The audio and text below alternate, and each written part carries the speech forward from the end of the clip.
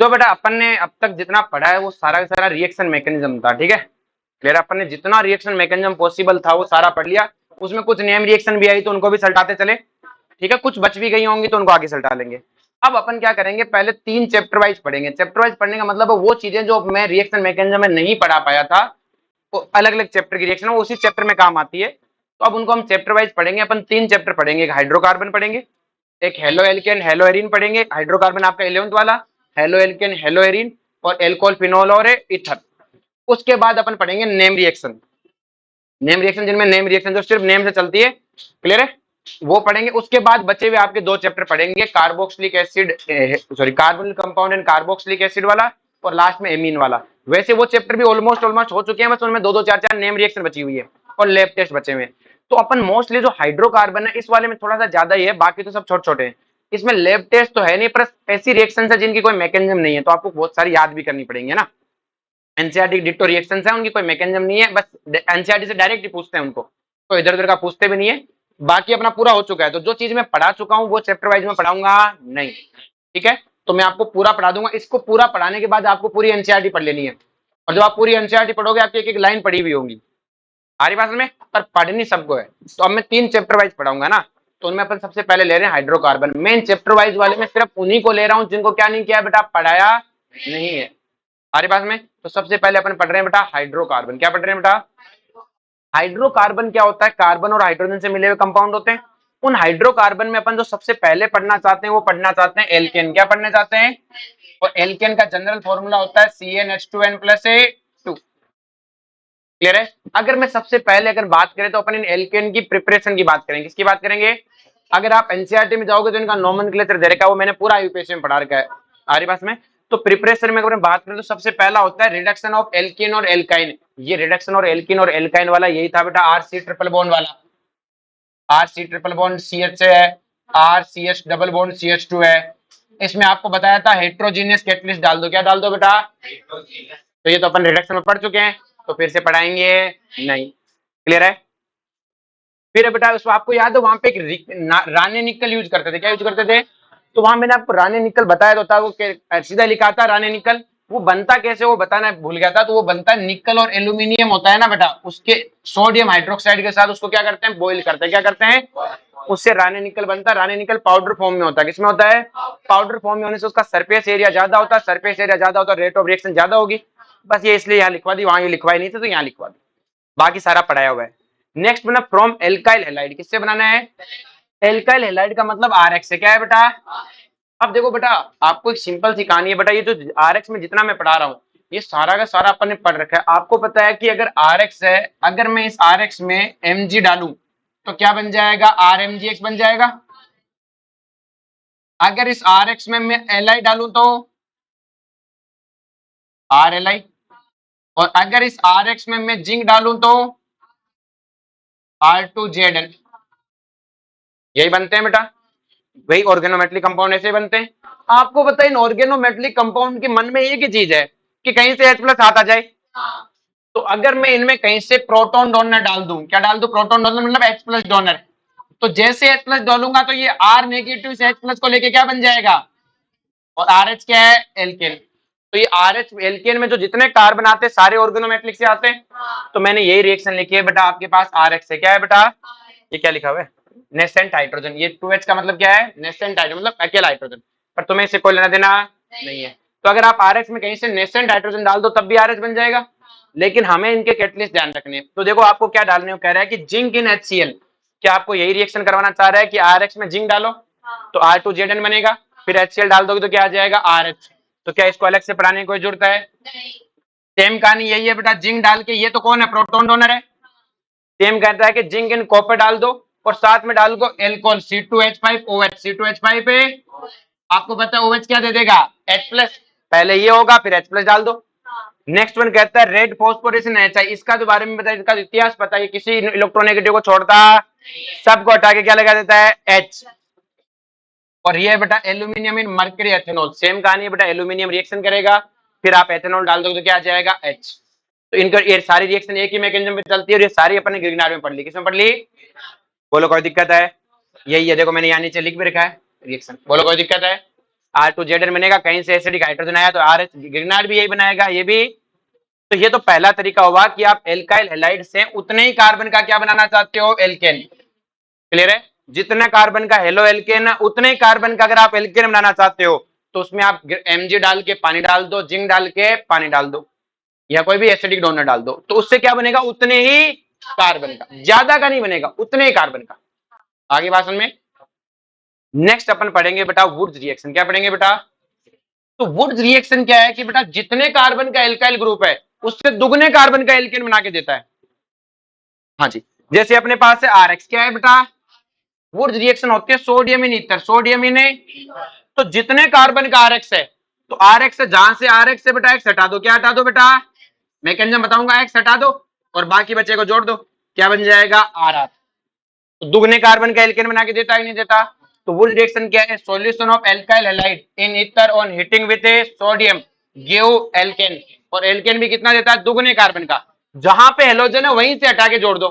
Mechanism की बात करें, जो बेटा मेरे पास एक RX है, मेरे पास क्या है, एक है, मेरे पास दूसरा RX है।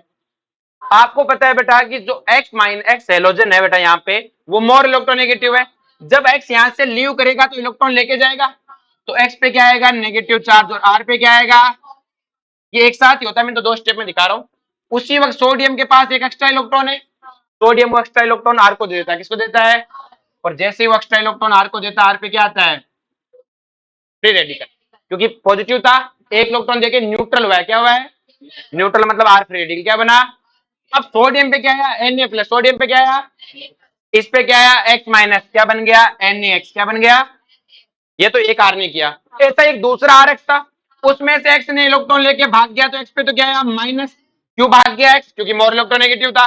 R पे क्या आया, पॉजिटिव, मैंने इसमें डाला सोडियम, क्या डाला बेटा, जैसे सोडियम डाला क्या बन गया बेटा, सोडियम इसको इलेक्ट्रॉन देगा तो R तो क्या बन जाएगा, फ्री रेडिकल, क्या बन जाएगा, और R पॉजिटिव क्या हो गया, NaX। बोलो इसमें कोई दिक्कत है, Na+ ने इलेक्ट्रॉन दिया, NaX। अब R फ्री रेडिकल आपस में रिएक्शन करके क्या बना लेते हैं, RR। बोलो कोई दिक्कत है, तो जहां से X है वहीं से हटा के दोनों कार्बन चेन को जोड़ दो। बोलो कोई दिक्कत है, बस इतनी रिएक्शन मैकेनिज्म कोई पूछता नहीं है। तो हमें क्या करना है, हेलोजन हटाओ और उसी जगह से कार्बन चेन को जोड़ दो। तो जैसे अब लिखा नहीं आएगा, दुगना है, CH3X इन सोडियम, तो X हटाओ, CH3 CH2 है, X हटाओ और क्या बन जाएगा, ब्यूटेन। अब देखो इसमें बच्चे गलती क्या करते हो, X हटाया है ना, वहीं से जोड़ना है, तो देखो एक कार्बन चेन, दूसरी कार्बन चेन, जहां से X हटाया वहीं से जोड़ना है। जैसे इसमें मैं X हटाऊं तो क्या बनेगा, CH3 यहां फ्री रेडिकल, दूसरे में भी यहां फ्री रेडिकल, दोनों को जोड़ दो। जैसे अगर मैं तुम्हें ये देता, इधर Br और इधर है Cl, तो दोनों जगह से Br Cl हटाओ और आपस में सीधा का सीधा जोड़ दो, हेलोजन। बोलो कोई दिक्कत है, हेलोजन जहां दिखे उठा के फेंको, जोड़ दो। समझ में आया? अब वो बेटा सोडियम की जगह कई बार क्या करता है, दो इलेक्ट्रॉन लिख देता है, क्या लिख देता है, बात तो वही है। देख लो यहाँ पे एक सोडियम ने एक इलेक्ट्रॉन इधर दिया, एक है, एक ही तो बात है, सोडियम लिखो चाहे दो इलेक्ट्रॉन लिखो, हमें क्या फर्क पड़ता है, समझा क्या? तो बेटा इसकी पहचान क्या है बेटा, वुड रिएक्शन की, दुगने कार्बन मिलेंगे, क्या मिलेंगे, दुगने। जैसे मुझसे कहा कि ये बनाना है, ये बनाना है, मैंने कहा अच्छा, कह रहा है यहाँ लिखा रहेगा सोडियम इन ईथर, आप समझ जाओगे यही रहा होगा, कभी कभी यही रहा होगा, तभी तो बन सकता है। आगे बात में, अब वुड्स रिएक्शन की ड्रॉबैक क्या है, इस रिएक्शन से आप मेथेन नहीं बना सकते। क्यों भाई, मेथेन क्यों नहीं बना सकते, क्योंकि ये कहता है कार्बन दोगुने होंगे, तो कम से कम एक कार्बन लोगे तब भी दो कार्बन का एथेन तो बनेगा ही। ये क्या कहता है, कार्बन क्या होंगे, दुगने, और दुगने होने के लिए आप कम से कम एक कार्बन का तो हेलाइड लोगे ही, तो आप दुगने करोगे तब भी कितना हो जाना है, आगे समझ में। तो देखो वुड्स में और इस रिएक्शन में फर्क समझ में आया। ये रिएक्शन क्या करती है बेटा, जितने हैं उतने का ही बनाते हैं, तो जितना है उतने का बनाना, तो ग्रिग्नार्ड डाल के पानी डाल दो, ये मेथन बना देगा। भाई CH3X है आपके पास में, अगर आपने उसमें ग्रिग्नार्ड डाल के फिर पानी डाल दो, क्या बन जाएगा, CH4, और अगर आपने सोडियम डाला तो क्या बनेगा, दुगने बनेगा। ये तो इसका पहला ड्रॉबैक हुआ। दूसरा ड्रॉबैक क्या है इसका बेटा, आप इससे तुमने देखा सिमेट्रिकली बना सकते हैं, इससे आप पेंटेन नहीं बना सकते। इससे आप आइसोब्यूटेन नहीं बना सकते, कि सर क्यों नहीं बना सकते, पेंटेन, एक कार्बन का लो, एक 3 कार्बन का लो, प्रोपेन बन जाएगा। मैंने कहा दिक्कत बता क्या है, आप जब कराओगे तो फ्री रेडिकल अनकंट्रोल होता है। CH3X दो खुद के साथ रिएक्शन करके क्या बनाएंगे, एथेन। C2H5 रिएक्शन करके क्या बनाएंगे, ब्यूटेन। और ये दोनों आपस में रिएक्शन करें तो क्या बनेगा, प्रोपेन। तो बेटा प्रोपेन बनाने के लिए आपको इन दोनों को लेना पड़ेगा। तो क्या साइड प्रोडक्ट बनने के चांसेस बहुत ज्यादा हो गए कि नहीं हो गए, आ रही बात में। भाई आपको पेंटेन बनाना है, तो पेंटेन बनाने के लिए आपको एक तो ये लेना पड़ेगा, एक तो यहाँ पे ये दोनों आपस में रिएक्शन करके क्या बनाएंगे, ब्यूटेन। ये आपस में रिएक्शन करके हेक्सेन। और जब ये आपस में रिएक्शन करेंगे तो क्या बनेगा, पेंटेन। तो यहाँ साइड प्रोडक्ट क्या है, बहुत ज्यादा साइड प्रोडक्ट है। इसलिए हम वुड्स रिएक्शन से कभी भी क्या नहीं बनाते बेटा, ऑड नंबर नहीं वाले, इवन वाले बनाते हैं, सिमेट्रिकल क्या बनाते हैं। आगे भाषण में समझ में आ गया, सिमेट्रिकल मतलब जैसा है वैसा वैसे दो जुड़ते हैं। आगे भाषण में अब है वुड्स फिटिंग रिएक्शन। वुड्स ने की रिएक्शन, फिर फिटिंग नाम का साइंटिस्ट है, यार तूने रिएक्शन बड़ी मस्त की, अपन दोनों भाई मिलके एक रिएक्शन करते हैं, कि करते चल। तो उसने तो क्या किया, दो RX ग्रुप को जोड़ा था, इसने रिएक्शन कराई RX और हेलोबेंजीन में। कुछ नहीं, सेम वही रिएक्शन है, एक्स हट के क्या आ गया, R, वही रिएक्शन है, उसमें RR जुड़ रहा था, इसमें बेंजीन और R। तो एक बेंजीन एक R क्या हो गया, वुड्स फिटिंग रिएक्शन। आगे बात में, तो पहले वुड्स ने किया, फिर फिटिंग ने कहा दोनों भाई मिलके करते हैं। फिर फिटिंग ने तो कहा तू भाई थक गया होगा, रोटी खा के आजा। वो रोटी खाने गया, पीछे से उसने अपनी रिएक्शन कर दी। उसने कहा दो बेंजीन को क्या कर लोगे, तो क्या बन जाएगा, डाइथेन। तो अगर दो RX लिए तो RR क्या हो गया, वुड्स। RX और ये वुड फिटिंग, बस दो बेंजीन का फिटिंग। देखो रिएक्शन आए तो कोई दिक्कत नहीं, नाम आए तो दिक्कत है। रिएक्शन तो पता है क्या करवाना है, एक्स हटा के जोड़ना है, नाम की दिक्कत है, क्लियर है। अब इसका ड्रॉबैक भी समझ में आ गया। फिर नेक्स्ट है कोरे हाउस सिंथेसिस। कोरे हाउस सिंथेसिस कहता है कि आप जैसा मर्जी है वैसा एलोइलेकेन बना देंगे, और जितना कार्बन का उतने का बना देंगे। कि कैसे, कोरे हाउस में क्या होता है कि अपन RX में डालते हैं RLi, दो लिथियम। अब आपको पता है बेटा, RX में अगर मैं मैग्नीशियम डालू, क्या डालू बेटा, तो RMgX बन जाता है। हमने कहा मैग्नीशियम का तेरी भाई औकात ज्यादा थी, तो +2 चार्ज ना था, तो तूने R को भी रख लिया, और मैं लिथियम डालूं तो लिथियम तो किसी एक को जोड़ेगा। तो एक एक्स के लिए चाहिए कि आर के लिए, तो कितने लिथियम चाहिए, दो। तो एक तो बन गया RLi और एक LiX। आर पे नेगेटिव चार्ज है, Li पे पॉजिटिव। अब इस RLi की रिएक्शन कराते हैं CuX से, किससे रिएक्शन कराते हैं, और RLi CuX से, दो RLi CuX से रिएक्शन करके बनाते हैं R2CuLi, गिलमान। कौन बनाते हैं, गिलमान रिएक्शन। बोलो कोई दिक्कत है, R2CuLi। आगे बात समझ में। अब इस R2CuLi होता है ना बेटा, यहाँ पे R नेगेटिव चार्ज रखता है, क्या रखता है, तो R2CuLi आपके पास में। अब आप इसकी मर्जी है जिससे रिएक्शन कराओ। मैंने रिएक्शन लगाई R-X से, किससे रिएक्शन कराई, तो ध्यान से देखो बेटा कि इस पे SN2 मैकेनिज्म होती है, क्या होती है, SN2 में क्या होता है, बैक साइड अटैक होता है। बैक साइड अटैक होता है, X बाहर चला जाएगा, क्या बन जाएगा, R-X। अब आप मर्जी है जैसा R लो, मर्जी है जैसा R-X लो, तो इससे हम कैसा ही बना सकते हैं। लेकिन इसकी एक कंडीशन है, SN2 हो रही है तो R-X क्या नहीं होना चाहिए, टर्सरी नहीं होना चाहिए। क्या नहीं होना चाहिए, वो लोग जो टर्सरी नहीं देते वो यहाँ पे नहीं होने चाहिए।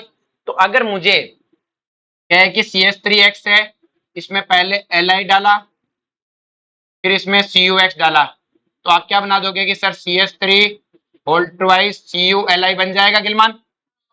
पहले क्या बनेगा, CH3Li बनेगा, फिर CuX से रिएक्शन करके क्या बना लेगा, गिलमान। गिलमान बनने के बाद वो कहता है मैंने इसकी रिएक्शन कराई CH3CH2X से, किससे कराई, CH3CH2।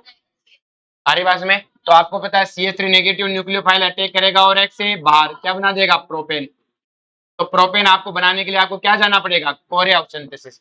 इसमें बन जाता है क्योंकि इसमें तो SN2 है, फ्री रेडिकल थोड़ी कि कोई किसी से जुड़ो, वहां तो फ्री रेडिकल है, सब पे से X हट के फ्री रेडिकल बन जाता है, फिर दो सामने आए उसी से रिएक्शन करो, यहाँ पे ऐसा।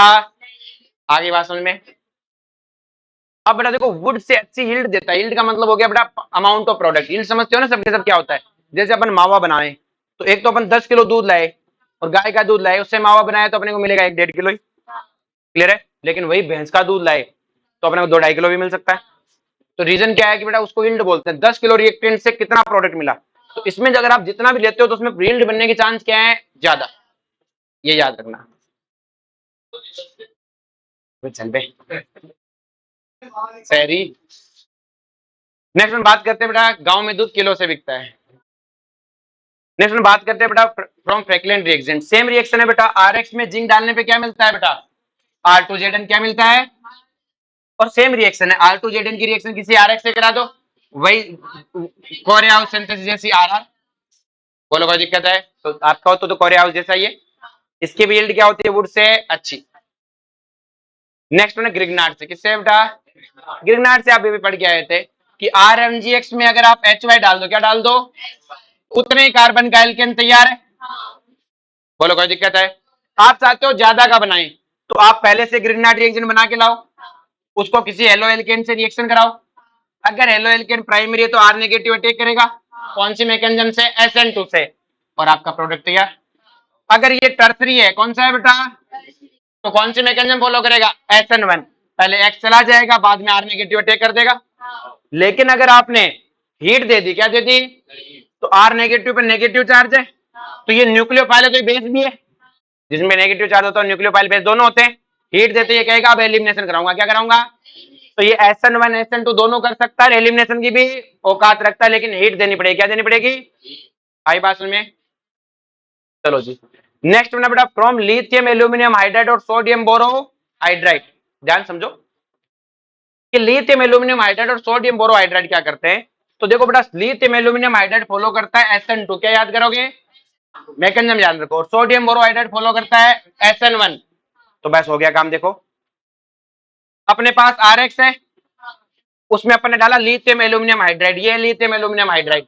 तो लिथियम एल्यूमिनियम हाइड्राइड में एल्यूमिनियम पे नेगेटिव, लेकिन इलेक्ट्रोनेगेटिविटी किसकी ज्यादा होती है, हाइड्रोजन की, एल्यूमिनियम मेटल है, तो हाइड्रोजन पे से यहां से निकलेगा तो H माइनस अटैक करेगा, X बार क्या बन जाएगा, RH क्या बन जाएगा।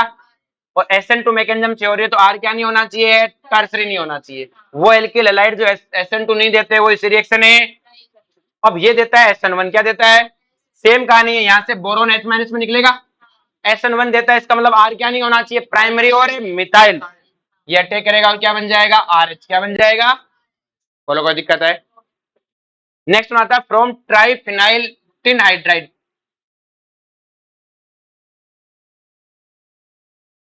ये है बेटा टिन, इससे 3 बार बेंजीन जुड़ी हुई है, क्या जुड़ी हुई है, 3 बार है और 1 हाइड्रोजन। आगे बात में अब देखो ध्यान से, अगर इसकी अपन बात करें, ये फ्री रेडिकल मैकेनिज्म से चलता है, किससे चलता है, और ये जितने भी है, कोई भी RX है आपका, अगर आपने उसके अंदर क्या डाला बेटा, PS3SNH डाला, तो उसका RH बन जाएगा। R चाहे टर्सरी हो चाहे सेकेंडरी हो चाहे, जबकि lithium aluminium hydride sodium borohydride क्या करते हैं, लिथियम एल्यूमिनियम कहता है टर्सरी का नहीं दूंगा, और वो कहता है प्राइमरी का नहीं दूंगा, ये सभी का देता है। और इसको आप ऐसे भी लिखा सकता है टर्सरी ब्यूटाइल टिन हाइड्राइड। देखो ये दोनों, ये जो ये वाली रिएक्शन है, ये जेई मेंस में भी नहीं है और नीट में भी नहीं है, ये वाली रिएक्शन एनसीईआरटी में ही नहीं गई, ठीक है, लिखवा दे। नेक्स्ट बना बेटा ध्यान से, अब देखो बेटा एक चीज आपको कि रोल ऑफ रेड फॉस्फोरस में, मैंने red phosphorus added in the reaction removing of I2 भी ध्यान से लिखवा दी मैंने।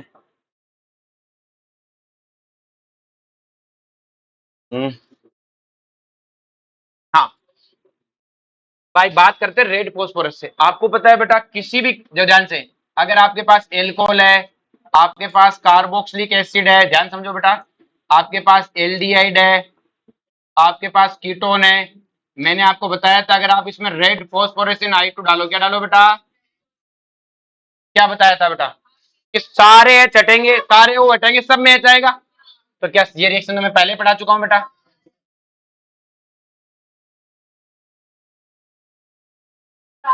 तो क्या ये येलो एल्केन बनाने की रिएक्शन है।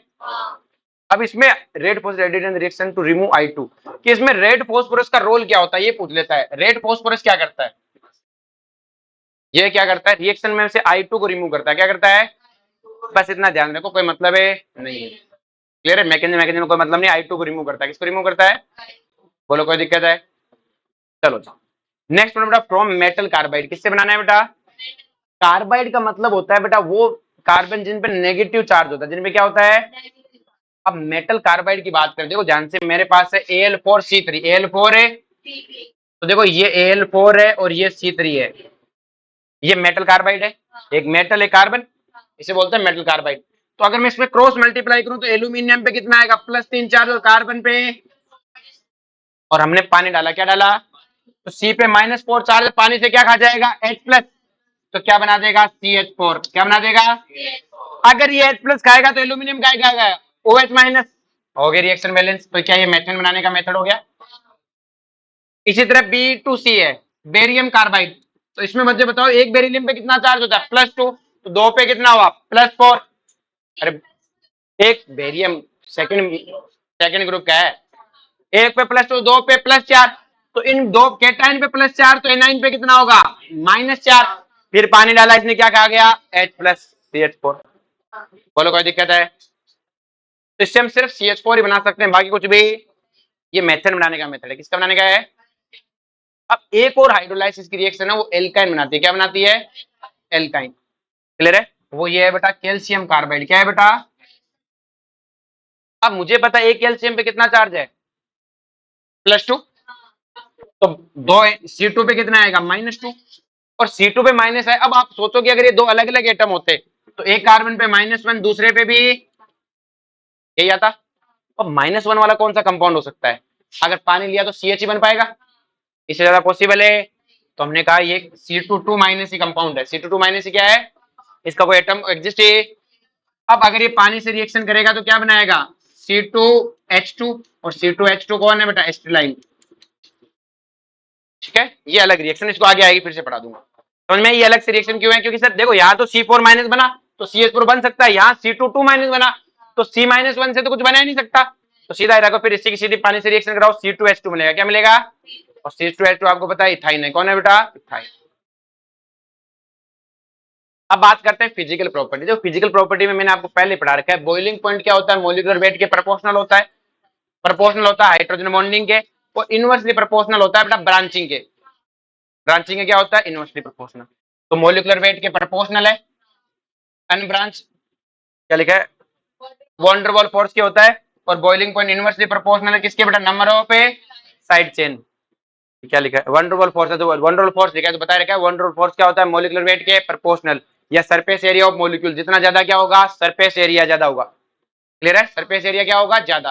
कि सर सरफेस एरिया एक तो ये है और एक ये, बताओ दोनों में से सरफेस एरिया किसका ज्यादा है, इसका ज्यादा है ना, क्योंकि सरफेस एरिया में इस पे स्पेयर बनाते हैं, इसका स्पेरिकल छोटा सा आएगा। आगे सुन, गैस स्टेट में पढ़ाया भाई, यहाँ तक क्लियर हुआ।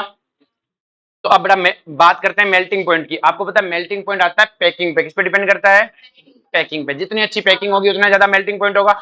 तो अब सिंपल सी कहानी है, इवन अब देखो ये पहला बटन ट्रिक है कि इवन नंबर वाले हाइड्रोकार्बन होते हैं ना बेटा, उनका मेल्टिंग पॉइंट क्या होता है बेटा, कंपेयर टू ऑड वाले से क्या होता है, ज्यादा। क्यों होता है बेटा, क्योंकि वैसे ट्रिक है, उनकी पैकिंग अच्छे से मिली। क्या मिली बेटा, पैकिंग है अच्छे से। हमें देखा गया कि पैकिंग उनकी अच्छे से मिल रही थी। अब मैंने पहले पढ़ा रखा है मेल्टिंग पॉइंट सिर्फ किस पे डिपेंड करता है, पैकिंग पे। तो अपने को ध्यान रखना है इवन नंबर वालों का क्या होता है, ऑड नंबर वालों से ज्यादा। बस इतना ही पूछेगा, ज्यादा नहीं पूछेगा। एनसीईआरटी में लिखी लाइन है, कहानी खत्म। अब देखो बेटा पहले चार होते हैं ना, C1 से C4, ये तो है गैस। कौन है, गैस। और C5 से लेके आपके पास C17 तक सब क्या है, कलरलेस लिक्विड। क्या है बेटा, C5 से C17। अब C5 वालों में एक आता है नियोपेंटेन। क्या है बेटा, वो भी गैस है। वो भी क्या है, गैस। तो C1 से लेके C4 तक सारे, फिर नियोपेंटेन, ये तो गैस है। C5 से C17 तक क्या है, कलरलेस लिक्विड। आ रही बात में। और उसके बाद में C17 से आगे C17 से आगे वाले वैक्सी सॉलिड। वैक्सी सॉलिड क्या होते हैं बेटा, जैसे वैक्स होते हैं ना, मोम जैसे। आ रही बात में, मतलब मजबूत सॉलिड नहीं होते। नेक्स्ट है बेटा ए मोलिकुलर फॉर्मूला इंक्रीज। जैसे जैसे बेटा इनका मोलिकुलर फॉर्मूला इंक्रीज होता है, C1 से C2, C2 से C3, तो क्या बढ़ता है, इनका मास बढ़ता है। क्या बढ़ता है, मास बढ़ने के साथ साथ इनकी डेंसिटी बढ़ती जाती है, लेकिन एक लिमिट से ज्यादा डेंसिटी नहीं होती। फिर जाके क्या हो जाती है, कांस्टेंट। और कितनी हो जाती है, 0.8 ग्राम पर ml। हमारे पास में भाई शुरुआत में 5-10 तक बढ़ती है, फिर ऑलमोस्ट ऑलमोस्ट क्या हो जाती है, कांस्टेंट। आगे 15, 20, 50 सब लोग सबकी क्या रहेगी, सेम। क्लियर है कि सर क्यों, क्योंकि बाद में मास और वॉल्यूम इक्वल रेशियो में बढ़ने लग जाते हैं। हमारी बात में hydrocarbon are soluble in non polar solvent. क्यों सोल्यूबल होते हैं, क्योंकि हाई पोलर नॉन पोलर है, तो नॉन पोलर सॉल्वेंट में क्या होते हैं, सोल्यूबल। और इन सोल्यूबल इन वाटर, पानी में क्या होते हैं, इनसोल्यूबल। क्लियर है। नेक्स्ट वन है बेटा liquid hydrocarbon are a good solvent. जो लिक्विड हाइड्रोकार्बन है C5 से C17 वाले, ये क्या है बेटा, गुड सॉल्वेंट है, खुद भी बहुत अच्छे सॉल्वेंट है। क्लियर है। नेक्स्ट वन बात करते हैं केमिकल प्रॉपर्टी। उनमें सबसे पहले आता है कंबंशन रिएक्शन। क्या आता है बेटा? जो कंबंशन रिएक्शन आपको बताने की जरूरत नहीं, आपको 11th में थर्मोकेमिस्ट्री में खूब कराई थी। कंबंशन करने पे क्या होता है? CO2 प्लस H2O, और अगर पार्शियल कंबंशन किया तो CO प्लस एक रिएक्शन है बेटा ये वाली। देखो CH4 का अगर अपन कंबंशन कराएं O2 की प्रेजेंस में तो CO प्लस H2O बनता है। और ये कितना हो गया आपका? बैलेंस करते हैं तो ये 2 और ये 2, एक सेकंड, 3, 3/2। अगर इस तरह से कंबंशन किया तो ये भी बेटा क्या है? लिमिटेड सप्लाई है। इस लिमिटेड सप्लाई पे तो बनता है कार्बन मोनोऑक्साइड। क्या बनता है? अगर उससे भी कम लिमिटेड सप्लाई कर दे तो आपका बस इस रिएक्शन में बनता है carbon plus H2O। Carbon plus है, क्लियर है? CH4 में अगर देखो ये 3/2 लिमिटेड है, लेकिन ये अब भी CO बन सकता है। अगर उससे भी कम सप्लाई की तो कार्बन प्लस H2O। ये जो कार्बन बनता है इसे बोलते हैं कार्बन ब्लैक। क्या बोलते हैं? ये कार्बन जो ब्लैक बनता है इसको इंक के रूप में यूज करता है प्रिंटिंग में। अरे में प्रिंटर में आपने घर पे कभी देखा है कि दादी वादी जब कभी काजल बनाती थी तो वो क्या करती है कि दिए लेती है, दिए के ऊपर रख देती है दूसरा दिया, कटोरी टाइप रख देती है। क्यों रख देती है? ताकि उसको लिमिटेड सप्लाई नहीं, बहुत कम सप्लाई की क्या मिले? ऑक्सीजन। जब बहुत कम ऑक्सीजन की प्रेजेंस में जलेगा तो क्या जलेगा? कार्बन। दादी को पता है तुम्हारी रिएक्शन? सारी बात में क्लियर है? कौन? हाँ, कार्बन क्यों नहीं हो सकता? कोयले में कार्बन होता ही है। हाँ, तभी तो काजल बनता है, प्योर काजल। अब जो बड़ा 2-4 रिएक्शन है ये याद रखनी पड़ेगी ना, एनसीईआरटी में डायरेक्ट लिखिए। अब सुनो ध्यान से। अगर अपन क्या करें बेटा? CH4 को, ये याद होनी चाहिए बेटा डायरेक्ट, CH4 को रेड और कॉपर और आयरन में क्या करें बेटा? रोड, ये ट्यूब है बेटा। क्या है बेटा? ट्यूब। आयरन ट्यूब में और हाई प्रेशर टेम्परेचर पे गर्म करने पे मेथेन किसमें कन्वर्ट हो जाती है? मेथेनॉल में। किसमें कन्वर्ट हो जाती है? मेथेनॉल में। अगर इसी मेथेन को मोलिब्डेनम किसमें बेटा? MOO3 मोलिब्डेनम की प्रेजेंस में करें तो हमें मिलता है फॉर्मेल्डिहाइड। क्या मिलता है? ये याद रखना पड़ेगा सारी बात में। तो ये स्टेटमेंट कहता है कि अगर अपन एल्केन को क्या करें बेटा? एल्किन लिख देगा, alkane. Alkane are easily converted into alcohol and aldehyde. आपको क्या करना पड़ेगा? कॉपर और आयरन की प्रेजेंस में तो क्या मिलेगा? मेथेनॉल, मतलब एल्कोहल। और बेटा मोलिब्डेनम के क्या मिलेगा? फॉर्मेल्डिहाइड। ये याद रखने इनके मैकेनिज्म आई थी। क्लियर है? इसी तरह अगर आपने जो आपके पास एल्केन है उसको मैग्नीज डाइएसिटेट में, मैग्नीज इसके रूप में गिराया तो आपका जो कार्बन है, जो टर्मिनल कार्बन है वो किसमें कन्वर्ट हो जाएगा? कार्बोक्सिलिक एसिड में। इसे बोलते हैं फैटी एसिड। क्या बोलते हैं? बोलो, कोई दिक्कत है? ये रिएक्शन याद होनी चाहिए सीधी सी। एनसीईआरटी में और नीट और जेईई में सीधा पूछते हैं। ये जब से एनसीईआरटी से आने लगा है ना सीधा सीधे क्वेश्चन, तो अब इनका मैकेनिज्म ही नहीं है, सीधी लिख देते हैं। तो बताओ क्या बनेगा? हमारी बात, हम सीधी लिखते हैं तो सीधा याद भी होना चाहिए। अब फायदा क्या है? 2-4 बार लिखोगे याद हो जाएगी, पर सीधा 4 नंबर है, कुछ करना ही नहीं है, सोचना ही नहीं है कि ऊपर अटैक नीचे अटैक, कुछ करना ही नहीं है। इसी तरह से बेटा क्या होता है कि आपके पास अगर टर्सरी ब्यूटाइल है, क्या है बेटा? उसको अगर आप क्या करो बेटा? नेसेंट ऑक्सीजन, कौन सी ऑक्सीजन है? और केमेनोफोर की प्रेजेंस में करो तो जो ये OH है ये किसमें, H किसमें कन्वर्ट हो जाएगा? OH में। तो टर्सरी एल्केन को किसमें कन्वर्ट कर देता है? टर्सरी एल्कोहल में। ये रिएक्शन सीधी सीधी याद रखनी। उसके बाद में रिएक्शन है बेटा रीड रिएक्शन। रीड रिएक्शन से पहले अपन पढ़ते हैं बेटा इनका हेलोजिनेशन। फ्री रेडिकल हेलोजिनेशन कराया था ना, Cl2Br2 वाला, वही वाला आपको पढ़ा रखा है। उसमें एक रिएक्शन है रीड रिएक्शन। देखो बेटा हम Cl2 से कराते हैं तो हमें पता है CH3 क्या बन जाता है, या Cl आ जाता है। लेकिन ये रीड रिएक्शन है, इसमें हम CH3H2 को SO2 प्लस Cl2 से रिएक्शन कराते हैं। सेम मैकेनिज्म से होती है। क्या बनता है? C3H7SO2Cl। क्या बनता है? अब देखो SO2 नहीं होता तो आप Cl जोड़ते, क्या होता है? एक H हटता और एक है Cl। SO2 के प्रेजेंस में SO2Cl। ये क्या है? Read reaction. क्या है? ना नीट में आनी ना मेंस में, सिर्फ जो एडवांस एडवांस के लिए करोगे तब काम आ जाएगी। आसन में मैं सल्टाऊंगा। टाइम क्या हो गया? 20 मिनट में बावड़े 20 पन्ने ही है। आज सुन लो, आइसोमर कुछ है ही नहीं, फटाफट देखो। आइसोमराइजेशन की बात करते हैं। किसकी बात करते हैं? तो आइसोमराइजेशन क्या होता है बेटा? ये इसकी कोई मैकेनिज्म नहीं है, बस आपको एक सिंपल सा ऐसा लिखाएगा AlCl3 एनहाइड्रिक HCl।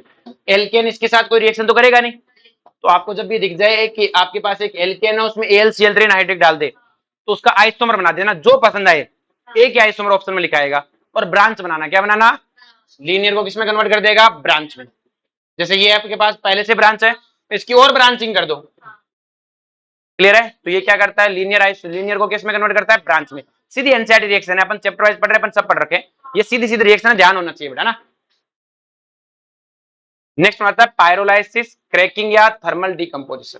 जो पायरोलाइसिस का मतलब होता है तोड़ना, क्रैकिंग का मतलब भी क्या होता है, तोड़ना, और थर्मल डिकम्पोजिशन मतलब हीट दे के तोड़ना। ये जो क्रैकिंग वर्ड है, ये जनरली पेट्रोकेमिकल इंडस्ट्री में बहुत यूज होता है। जो पेट्रोकेमिकल इंडस्ट्री में जो पेट्रोल निकलता है, वो बड़ी बड़ी कार्बन चेन होती है, उसको अपन हीट दे के तोड़ के पेट्रोल, डीजल, केरोसिन इस तरह से बनाते रहते हैं, डिस्टिलेशन कर करके इस तरह से। तो वही कहानी है कि बेटा अब इसमें कोई लिमिट नहीं है, कुछ भी टूट सकता है। अपन जैसे इस छोरे को है, अपन इसे लट लेके तोड़ना शुरू करें, तो हमें क्या पता क्या क्या, कभी अंगुली टूट के, अगर मान लो इसकी अंगुली टूट के गिरी, वो भी तोड़ना है। अगर मान लो इसका नाखून टूटा, वो भी, अपने इसके मुंह पे दिया दांत टूटे, वो भी क्या है, टूटना। तो सिंपल सी कहानी है कि पहले जितना अमाउंट था उससे कम अमाउंट हो जाना, क्रैकिंग है। तो आपसे जैसे मान लो ये लिखा कि इसको 100 डिग्री पे गर्म किया, तो कार्बन प्लस H2 क्रैकिंग है, बैलेंस नहीं कर रखी। अब जैसे ये, क्या ये भी क्रैकिंग है बेटा, इसमें से एक H2 निकल गया, पहले से कम मास मिला कि नहीं मिला। जैसे ये है, अब इसमें कई तरीके से क्रैकिंग हो सकता है, एक CH4 निकल जाए, एक H निकल जाए। क्लियर है? जैसे ये C12H26 है, अगर मैं इसको क्रैकिंग कराऊं, क्या कराऊं बेटा, तो ये भी क्रैकिंग हुआ कि नहीं हुआ। छोटे छोटे टुकड़ों में टूटना क्या है, क्रैकिंग। कोई मैकेनिज्म नहीं है, अगर लिखा जाए तो कोई भी दो टुकड़े बन सकते हैं। तो नीचे ऑप्शन में पूछेगा कौन कौन सा क्रैकिंग प्रोडक्ट नहीं हो सकता। तो क्रैकिंग प्रोडक्ट में जैसे मान लो मैंने इसका क्रैकिंग कराऊं, साथ में H2 निकाल दूं, तो आप कहोगे वो H2 कहां से आया आज में। या फिर आपको जितना रिएक्टेंट का मास है उससे ज्यादा नहीं होने चाहिए। जैसे मान लो इसको तोड़ा, तो यहाँ पे 3 कार्बन है, तो इधर टोटल कितने कार्बन होने चाहिए, 3 कार्बन। इधर हाइड्रोजन कितने, 3 3 6 2 8, तो इधर भी कितने होने चाहिए, 8। तो मैंने ये लिखा, या तो ये होगा या ये, इसमें भी 8 है। तो ऐसा देखना होता है। आगे बात में, जितने रिएक्टेंट है उतना ही प्रोडक्ट होना चाहिए, ज्यादा नहीं। पर रिएक्टेंट हमेशा क्या बनना चाहिए, कम, छोटे छोटे टुकड़े बनने चाहिए, उससे बड़ा टुकड़ा नहीं बन जाना चाहिए। नेक्स्ट वन है बेटा कैटालाइटिक रिफॉर्मिंग और एरोमेटाइजेशन। क्लियर है? कैटालाइटिक रिफॉर्मिंग और एरोमेटाइजेशन की अगर हम बात करें कि ये कैसे होता है, तो देखो इसमें भी कोई मैकेनिज्म कुछ खास नहीं, बस रिएक्टेंट याद होना चाहिए, क्रोमियम ऑक्साइड और एल्यूमिनियम ऑक्साइड। क्लियर है? और एक वेनेडियम ऑक्साइड भी रहता है, क्रोमियम, मोलिब्डेनम या वेनेडियम, इनमें से किसी का भी ऑक्साइड लिखा सकता है। क्रोमियम, मोलिब्डेनम और वेनेडियम, इनका कोई भी ऑक्साइड लिखा सकता है। तो आपको कुछ नहीं करना, एक कार्बन चेन को सीधा एरोमेटिक चेन में कन्वर्ट करना है। जैसे 6 कार्बन की चेन है, तो 6 कार्बन का हेक्सेन है बेटा आपके पास में, 3 और 3 है 6, तो सीधा क्या बनेगा बेटा, हेक्सेन। क्या बनेगा, एरोमेटिक से सीधे क्या बना दोगे, बेंजीन। क्या बना दोगे, किस तरह, तो 6 का था, अगर 7 का होता तो क्या करते, 3 3 6 1 7। अब देखो दो पॉसिबिलिटी है, अगर शुरू के 6 कार्बन चेन मिल जाए ऐसे, तो ये तो 6 बेंजीन बन जाएंगी, और एक CH3 ऊपर रह जाएगा, क्या बना, टोलुइन। क्या बना, बोलो कोई दिक्कत है, तो इसका आंसर क्या है, टोलुइन। अब बच्चे के मन में आता है कि सर 6 की जगह 7 की जगह 8 होती तो देखो 8 में अगर शुरू के अंदर की 6 मिलती, तो 6 तो ये हो जाती, 2 बच जाती, तो ये बनता जाइलिन। इसको क्या बोलते हैं, जाइलिन, ऑर्थो जाइलिन। क्या हुआ, अगर ये CH3 यहाँ होता मेटा, और ये वहां होता तो पैरा, इसमें ऑर्थो ही बनता है। इसमें क्या बनता है, क्योंकि लास्ट में चेन को जोड़ोगे ना आप, तो बोलो कोई दिक्कत है। नेक्स्ट देखो ध्यान से, कि अगर मान लो शुरू की लास्ट के 8 के बीच की भी तो जुड़ सकती थी, 1 2 3 4 5 6 7 8, अगर शुरू की जुड़ जाती तो 6, इस शुरू की 6 का तो बेंजीन बन जाता, बाकी बची हुई इथाइल बेंजीन बन जाती। तो पॉसिबिलिटी पूछता है, आपको पॉसिबिलिटी लिख के आनी है। क्या लिख के आनी है, पॉसिबिलिटी। बोलो कोई दिक्कत है। नेक्स्ट वन है बेटा रिएक्शन विद स्टीम, किसके साथ में, अगर हम CH4 की रिएक्शन H2O से कराएं, किससे कराएं, निकल की प्रेजेंस में, तो हमें मिलता है कार्बन मोनोऑक्साइड प्लस ए हाइड्रोजन। क्योंकि सर बेटा हम ऑक्सीजन की सप्लाई में नहीं कर रहे हैं ना, तो CO प्लस ए हाइड्रोजन, और इसको बोलते हैं सिन गैस। क्या बोलते हैं, इसके मिक्सर को। ये पेट्रोकेमिकल इंडस्ट्री में बेटा फ्यूल होता है। क्या होता है बेटा, फ्यूल, CO प्लस ए H2। बोलो कोई दिक्कत है, ये रिएक्शन सीधी याद ही होनी चाहिए बेटा। अब है एल्कीन, क्या है बेटा, अब वो एल्कीन और एल्काइन को अपन कल पढ़ा देंगे, ठीक है। जो बेटा पढ़ने को जो काम की चीज तो मैंने सारी पढ़ा दी थी, अब वो चीजें जो नहीं पढ़ाई थी वो बची है। इसी चैप्टर में उल्टी सुल्टी है याद करने वाला। जब अपन अगला चैप्टर पढ़ेंगे जो एल्कोहल फिनॉल, उसमें तो लैब टेस्ट बचे हुए। क्या बचे हुए, लैब टेस्ट। अब आपका जो हेलो एल्केन वाला चैप्टर है, वो तो मैंने पूरा ही पढ़ा दिया, यूं मान लो नहीं पढ़ाऊं तभी पढ़ा हुआ ही है। हेलो एल्केन हेलोरिन है ना, उसका तो सब पढ़ा दिया गया, कुछ नहीं बचा हुआ। ठीक है, चलो।